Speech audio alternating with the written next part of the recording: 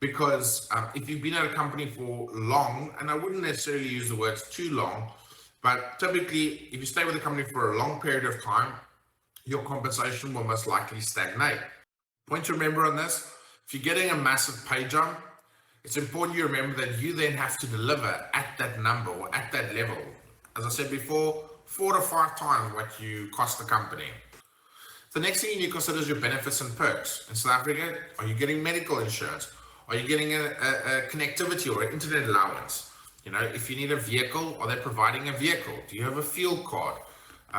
Is this a sustainable model for you to actually work and thrive? In the US, is there a 401k? What is the match?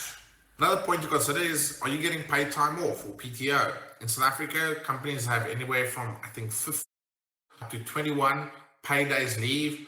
There's sick leave involved. There's family responsibility. These are all things you need to think about long term, and does it work for you? Also consider the hours. If you're working a shift, you need to consider what that might feel like and look like for you and your family situation in the long term. The next part we need to think about is location and commute. If you're living in Johannesburg and this job is in Pretoria, if you have to work there 5 days a week, you strongly need to consider the cost of that commute.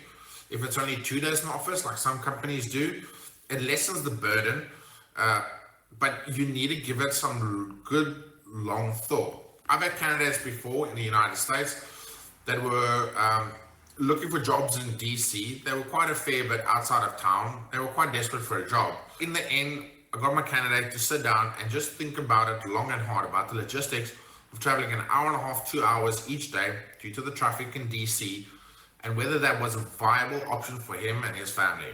In the end, unfortunately, it wasn't. The next point you want to think about is does the role fit you? Does the culture of the company align with you? Now, I'm one of those people that thinks you don't necessarily have to enjoy your job to do it and do it well. There's obviously a massive benefit enjoying the job that you're doing and the people you work for.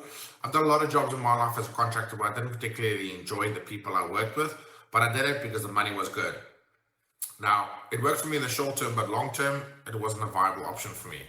So think about the overall picture for the short term, beyond just the number that's on the offer. And the last thing I would say on this is trust your gut.